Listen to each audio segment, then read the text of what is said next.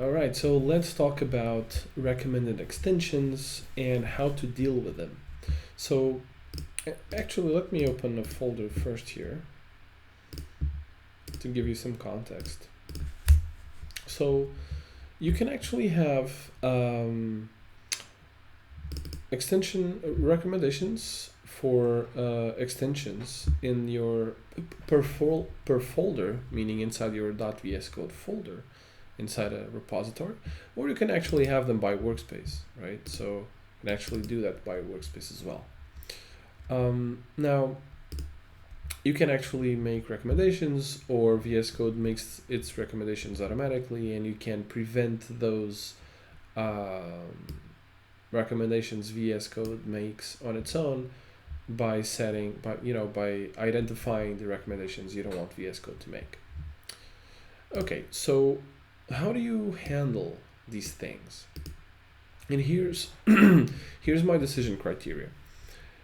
If you have extensions that you want to have always enabled, and extensions like the theme, the icon theme, the auto close tags and auto rename tags whenever you open HTML file, and extensions that you always want to have enabled, you just leave them globally enabled. And if you right click in an extension, you have four options: enable globally, disable globally, or enable only on this workspace, or disable only on this workspace, right?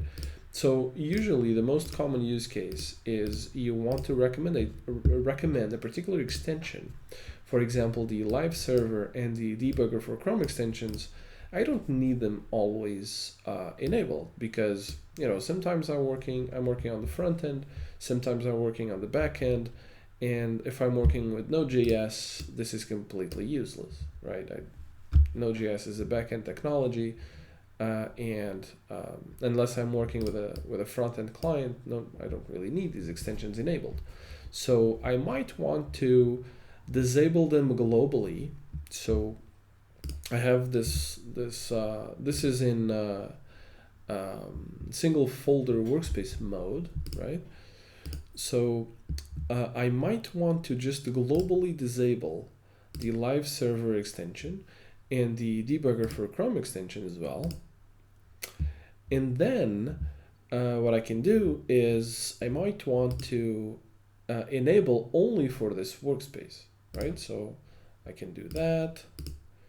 And now if I close this out, those those two extensions will be disabled by default. But if I do open that particular folder or workspace, by the way, then they will become active, right?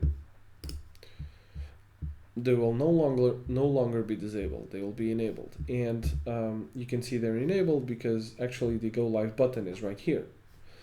So this is my recommendation, especially if you work with a lot of extensions. It's a good idea.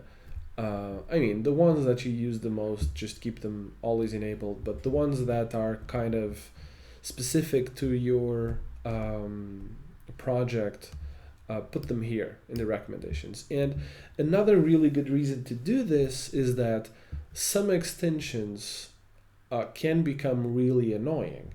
For example, linters can become a little bit annoying if you have them always enabled, because whenever you open a JS file, for example, in the case of ESLint, it might give you it might try to warn you about some problems that are occurring there. And if you have ESLint globally installed and the extension is here and it's globally enabled, but you don't really care for this linting because in this particular project you are using another linter, then you will have duplicates. And what you should do is actually disable both linters globally, so disable globally, and then just enabled whatever the one you're using in that particular workspace.